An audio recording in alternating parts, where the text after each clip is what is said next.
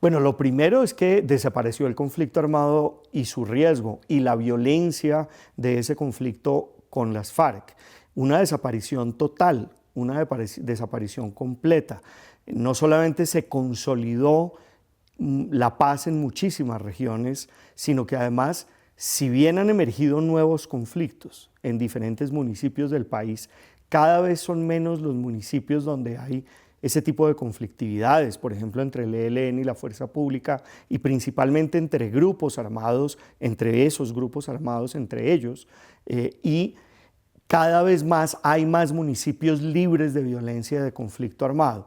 No quiere decir que hayan desaparecido todas las formas de violencia, de hecho, se han hecho más visibles formas de violencia que antes por el conflicto no veíamos, como la violencia política contra activistas de derechos humanos, reclamantes de tierra, defensores de derechos humanos y activistas políticos. Y también preocupante es la violencia contra los excombatientes, que ya está llegando a los 300. No es un fracaso, la gran mayoría de los grupos que hoy en día están en disputa en las zonas donde todavía hay conflictos entre grupos armados y entre la fuerza pública y el Estado ya estaban atrás en esos sitios. Le voy a poner un ejemplo. El ELN ha hecho esfuerzos ingentes por expandirse a otros municipios donde no estaba y casi todos ellos, con muy pocas excepciones, han sido fracasados. Porque el ELN tiende a llegar a los lugares donde hay explotación ilegal de oro o tráfico y fabricación de cocaína.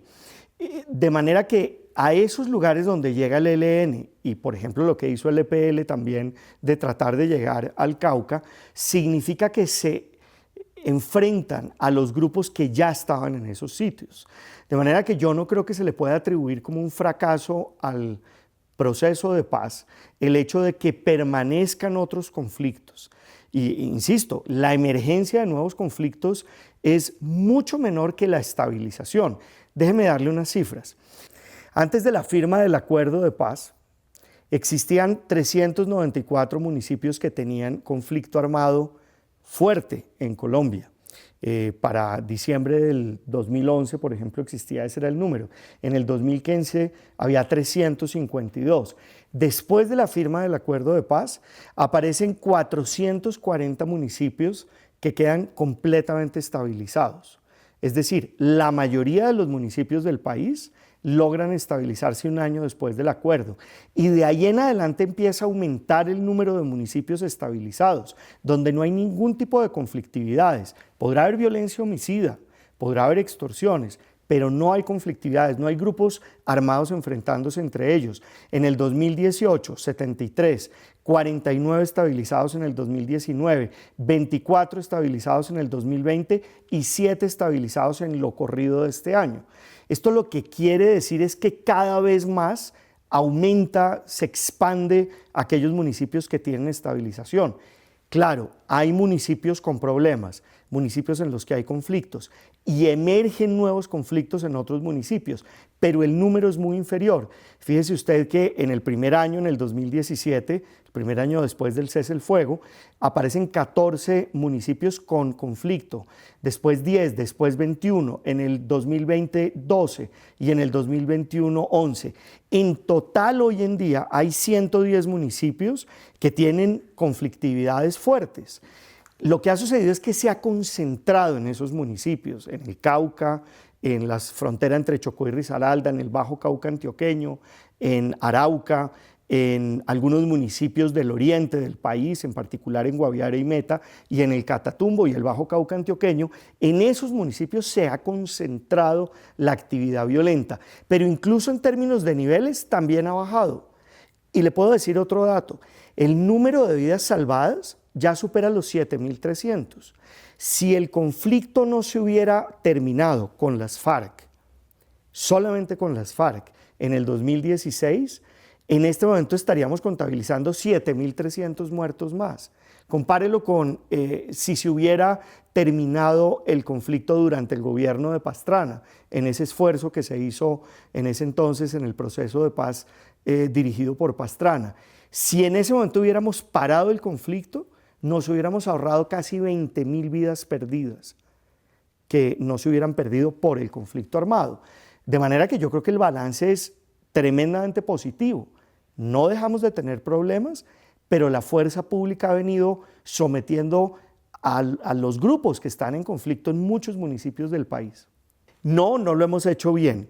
El dispositivo de seguridad, en particular el de la fuerza pública y el de las fuerzas militares, no es un dispositivo para la estabilización. Hemos llegado muy lentamente, hay muy poca movilidad y sobre todo hay una gran desarticulación de las acciones del aparato judicial, que no solamente ha sido lento en llegar a los territorios que requieren estabilización, sino que ha sido moroso, me atrevo a decir, e incluso no tiene las herramientas legales para poder, acompañándose de la fuerza pública, someter a estos grupos armados. Ahora, la tarea no es fácil. ¿Cuántos años le tomó a la fuerza pública, le tomó a las instituciones del país? ¿Cuántos años le tomó someter a Otoniel y al Clan del Golfo? Por lo menos 10, 11 años. Y en una operación militar y de la Fiscalía y de la Policía Nacional de cerca de 9 años. Eso tiene que cambiar si es que queremos estabilizar los territorios. En el Cauca hay una nueva guerra, no es la misma guerra del pasado. De hecho, el primer año y medio en el Cauca, la reducción de la violencia fue enorme, fue grandísima, de cerca del 70%, por ejemplo, en términos de las muertes asociadas a esos conflictos entre grupos armados. La caída del homicidio fue muy importante. Hubo una mejora sustancial y generalizada en todas las regiones del Cauca, probablemente con alguna excepción en el norte del Cauca hacia Argelia. Lo que ocurre hoy en día en el Cauca es que es el escenario donde están dándose todas las disputas entre una multiplicidad de grupos armados, por lo menos 4 grupos de disidencias organizadas que ya existían desde antes del cese el fuego de las FARC. El ELN, que llegó allá desde el sur en Nariño y desde el norte enviado por otros lados. En el Pacífico ha habido la emergencia de algunos grupos sucesores del paramilitarismo y también el ELN trató de llegar. Y además está también la llegada del EPL, que ha tratado de llegar a la zona de Argelia. En ningún otro lugar del país, con la excepción de Catatumbo, hay tal multiplicidad de conflictividades armadas como las que hay en el Cauca. Como digo, es una nueva guerra, no es la guerra de los años 70, los 80 o los 90, no es la guerra de las FARC contra el Estado, no es una guerra, por ejemplo, contra los cuarteles de policía, contra las bases de la fuerza pública, contra fuerza pública en desplazamiento, es una guerra principalmente contra los líderes sociales y los activistas políticos en el departamento. Esa guerra tiene 3 orígenes: la disputa por el oro, por la explotación criminal del oro, es una disputa por la fabricación de cocaína, por la fabricación industrial de cocaína, y es una guerra por el tráfico de cocaína y de marihuana. Recordemos que en el Cauca hay un entable industrial de fabricación de marihuana de alto poder que tiene un interés enorme por parte de estos grupos armados, en particular en la zona andina del Cauca.